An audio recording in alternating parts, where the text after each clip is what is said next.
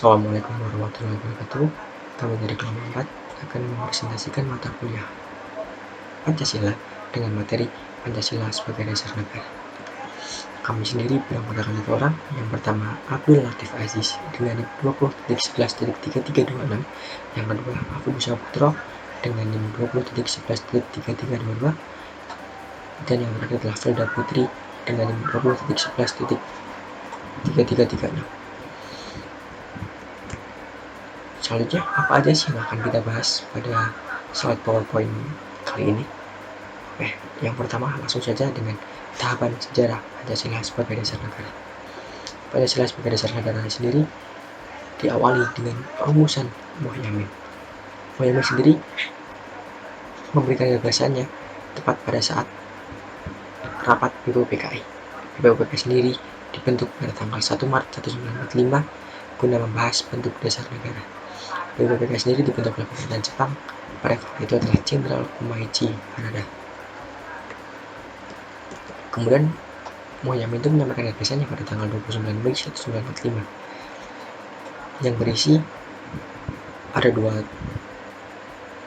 gagasan, yaitu gagasan secara tertulisnya dan gagasan secara lisannya. Gagasan secara tertulisnya yaitu adalah ketuhanan yang Maha Esa, kebangsaan persatuan Indonesia, rasa kemanusiaan yang adil dan beradab, kerakyatan yang dipimpin oleh hikmat kebijaksanaan dalam permusyawaratan perwakilan, dan yang ketiga adalah keadilan sosial bagi seluruh rakyat Indonesia. Gagasan secara lisannya yaitu yang pertama adalah peri kebangsaan, peri kemanusiaan, peri ketuhanan, peri kerakyatan, dan kesejahteraan sosial. Kemudian dilanjutkan oleh Dr. Soekarno tepatnya pada tanggal 1 Juni 1945 yang berisi kebangsaan Indonesia, internasionalisme atau peri kemanusiaan, mufakat atau demokrasi, kesejahteraan sosial, dan ketuhanan yang berkebudayaan. Kemudian pada tanggal itu juga dibentuk Panitia 9 guna mensistematikan gagasan dasar negara yang sebelumnya diproklamirkan oleh Ir Soekarno. Kemudian pada tanggal 22 Juni Panitia 9 berhasil merumuskan dasar negara yang dikenal dengan Jakarta Charter atau Piagam Jakarta yang berisi pertama ketuhanan dengan kewajiban menjalankan syariat Islam bagi pemeluknya, yang kedua kemanusiaan yang adil dan beradab, yang ketiga persatuan Indonesia, yang keempat kerakyatan yang dipimpin oleh hikmat kebijaksanaan dalam permusyawaratan dan perwakilan, dan yang terakhir adalah keadilan sosial bagi seluruh rakyat Indonesia.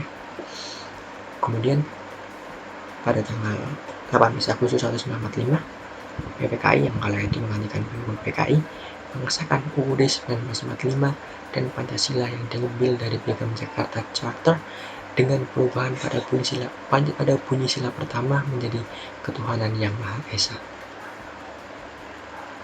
Tidak sampai situ, sejarah Pancasila berakhir pada tanggal 1 Oktober 1965. Pada kala itu terjadi upaya untuk menumpas G30 PKI. Satuan RPKAD di bawah pimpinan Kolonel Sarwo Edi Wibowo kembali merebut gedung RRI dan kantor pusat telekomunikasi kala itu.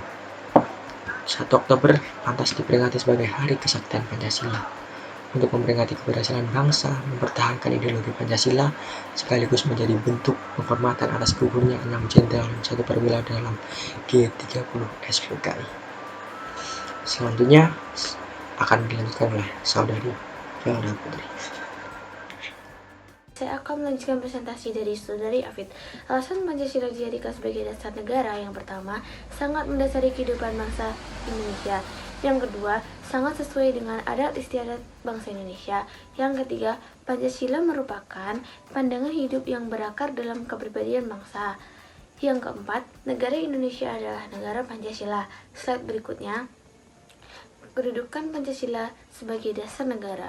Kedudukan Pancasila sebagai dasar negara sebagaimana yang tertuang dalam pembukaan Undang-Undang Dasar Negara Republik Indonesia tahun 1945 merupakan sumber tertib hukum tertinggi yang mengatur kehidupan negara dan masyarakat. Hal ini mengandung makna bahwa Pancasila sebagai kaidah dasar negara bersifat mengikat dan memaksa.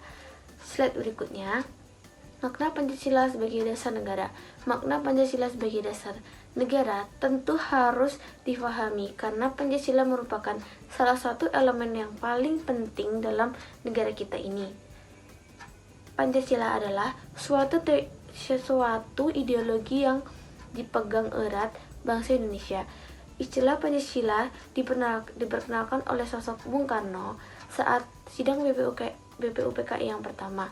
Pancasila kemudian menjadi sebuah landasan yang berdirinya negara Indonesia. Selanjutnya, presentasi akan dilanjutkan oleh Saudari Ais. Terima kasih kepada Saudara Filda. Selanjutnya, saya akan menjelaskan mengenai fungsi Pancasila dalam kedudukannya sebagai dasar negara. Yang pertama, Pancasila sebagai pedoman hidup. Yang kedua, Pancasila sebagai jiwa bangsa.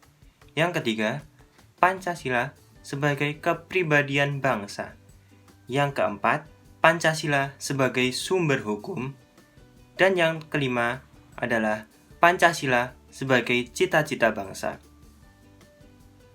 Selanjutnya, kaitan kelima sila dalam Pancasila terhadap fungsi sebagai dasar negara meliputi makna kelima butir Pancasila, isi dan sila-sila Pancasila, kesatuan sila-sila pada Pancasila.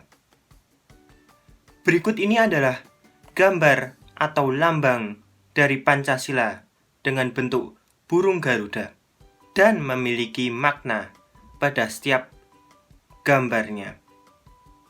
Yang pertama, gambar bintang, yang berarti ketuhanan yang Maha Esa.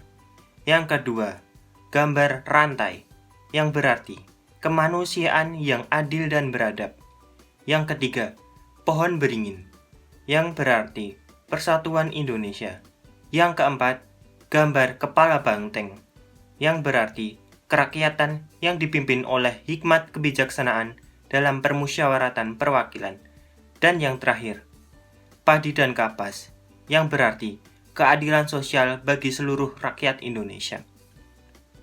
Selanjutnya, berikut ini adalah isi dari sila-sila Pancasila. Ketuhanan yang Maha Esa merupakan input dari segalanya. Kemudian, proses meliputi kemanusiaan yang adil dan beradab. Selanjutnya, persatuan Indonesia. Selanjutnya, kerakyatan yang dipimpin oleh hikmat kebijaksanaan dalam permusyawaratan perwakilan. Dan outputnya adalah keadilan sosial bagi seluruh rakyat Indonesia. Demikianlah presentasi kami mengenai Pancasila sebagai dasar negara. Semoga materi yang kami sampaikan dapat memberikan pengetahuan serta manfaat bagi para pendengar. Amin. Terima kasih. Wassalamualaikum warahmatullahi wabarakatuh.